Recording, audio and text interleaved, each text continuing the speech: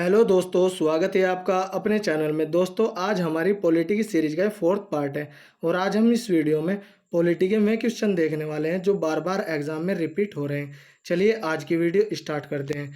36वां question है, संविधान सभा के संवैधानिक सलाहकार कौन थे? इसका सही आंसर होगा option number D, Benegal Narsing Rau. यह संविधान सभा के संवैधानिक सलाहकार थे और इन्हें वी एन राव भी कहते थे। अगला क्वेश्चन है, संविधान सभा के चुने हुए स्थायी अध्यक्ष कौन थे?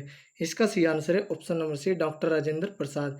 इन्हें 11 दिसंबर 1946 को संविधान सभा का स्थायी अध्यक्ष चुना गया, जबकि सच्चिदानंद सिन्हा इन्हें 9 दिसंबर 1946 को संविधान सभा का अस्थायी अध्यक्ष चुना गया। और डॉक्टर भीमराव अंबेडकर यह प्रारूप समिति के अध्यक्ष थे और प्रारूप समिति में सदस्यों की संख्या 7 थी। अगला क्वेश्चन है, निम्नलिखित में कौन संविधान सभा का सदस्य नहीं था? इसका सही आंसर होगा option number C, H Beg. यह संविधान सभा के सदस्य नहीं थे। अगला क्वेश्चन है, संविधान के विभिन्न पहलुओं के अध्ययन हेतु संविधान सभा ने कितनी समितियां नियुक्त की? इसका सही आंसर है ऑप्शन नंबर सी, संविधान सभा ने 13 समितियां नियुक्त की। अगला क्वेश्चन है, संविधान सभा के प्रारूप समिति की नियुक्ति कब की गई? इसका सही आंसर है ऑप्शन नंबर सी, 29 अगस्त 1947। 29 अगस्त 1947 को प्रारूप समिति की नियुक्ति की गई। अगला क्वेश्चन है, भारतीय संविधान सभा की प्रारूप समिति के अध्यक्ष थे? इसका सही आंसर है option number C, doctor Bhimrao Ambedkar ji. अगला क्वेश्चन है, संविधान सभा के प्रारूप समिति में सदस्यों की संख्या कितनी थी? इसका सही आंसर है ऑप्शन नंबर बी, संविधान सभा की प्रारूप समिति में सदस्यों की संख्या 7 थी और इसके अध्यक्ष डॉक्टर भीमराव अंबेडकर जी थे। अगला क्वेश्चन है, निम्नलिखित में से कौन भारतीय संविधान की प्रारूपण समिति के सदस्य नहीं थे? इसका सही आंसर है option number D, doctor Rajendra Prasad. यह संविधान सभा के स्थायी अध्यक्ष थे। अगला क्वेश्चन है, निम्नलिखित में कौन प्रारूप समिति का सदस्य नहीं था? इसका सही आंसर है ऑप्शन नंबर ए, जवाहरलाल नेहरू।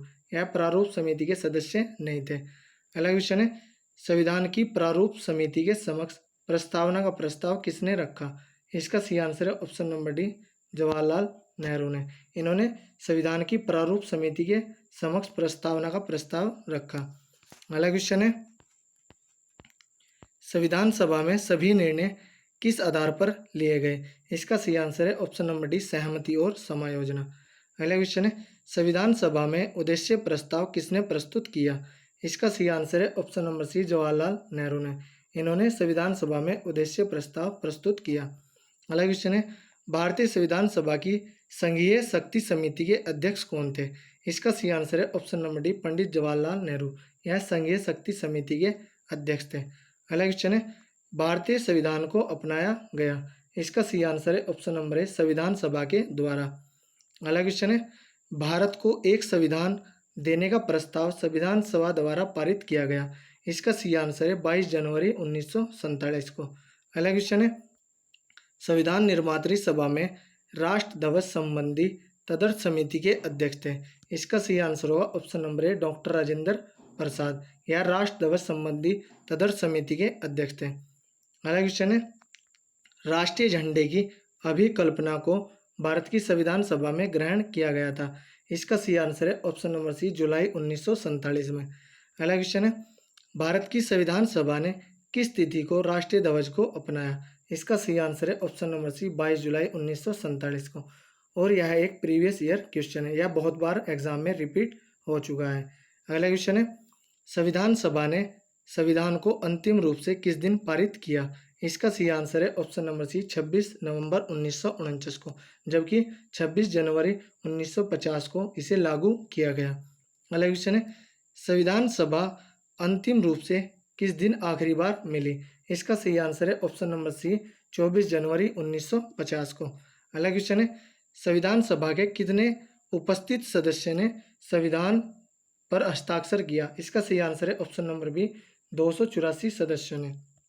अगला क्वेश्चन है, संविधान सभा द्वारा अंतिम रूप से पारित संविधान में कुल कितने अनुच्छेद और अनुसूचियां थी? इसका सही आंसर है ऑप्शन नंबर सी, 395वां अनुच्छेद और 8 अनुसूचियां।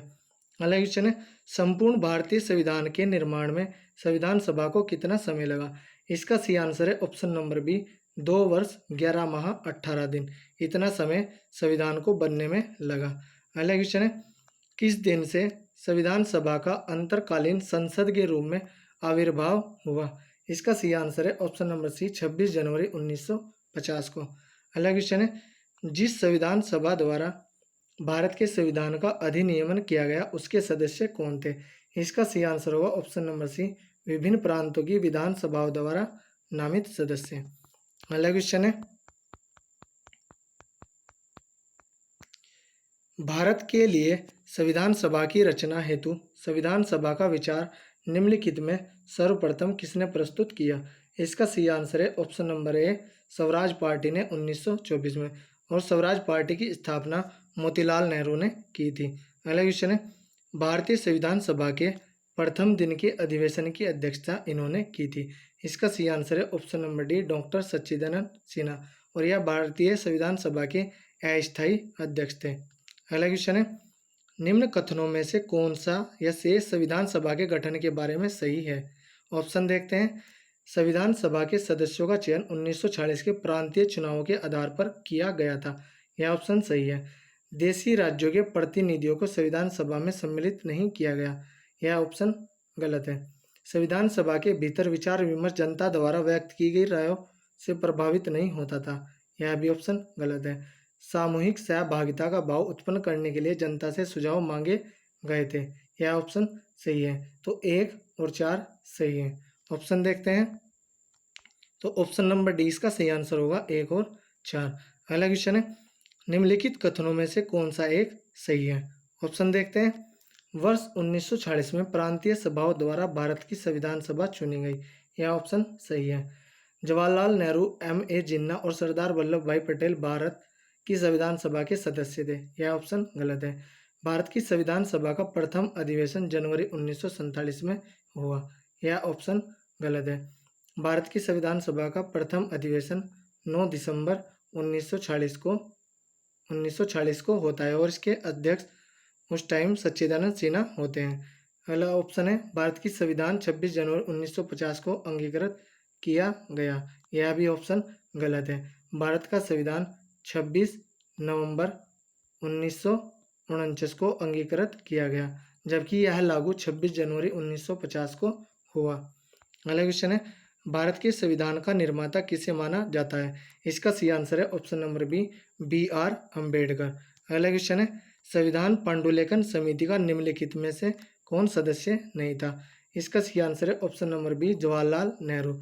यह संविधान पांडुलिखन समिति या संविधान प्रारूप समिति, इसके जवाहरलाल नेहरू सदस्य नहीं थे। संविधान पांडुलिखन समिति को ही वो प्रारूप समिति भी कहते हैं। अगला क्वेश्चन है, भारत का संविधान लागू हुआ था? इसका सही आंसर है ऑप्शन नंबर ए 26 जनवरी 1950 को, जबकि ऑप्शन डी 26 नवंबर 1949 को इसे अंगीकृत किया गया। अगला क्वेश्चन है, संविधान को 26 जनवरी के दिन लागू करने का निर्णय इसलिए किया गया क्योंकि कांग्रेस ने इस तिथि को 1930 में स्वतंत्रता दिवस के रूप में मनाया था, तो पहला ही ऑप्शन इसका सही है।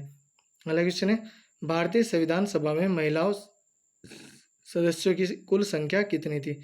इसका सही आंसर है ऑप्शन नंबर डी 15। अगला क्वेश्चन है, इनमें से किसने संविधान सभा में यह कहा था कि 26 जनवरी 1950 को भारत अंतर्विरोधों या विरोधाभास के जीवन काल में प्रविष्ट हो रहा था?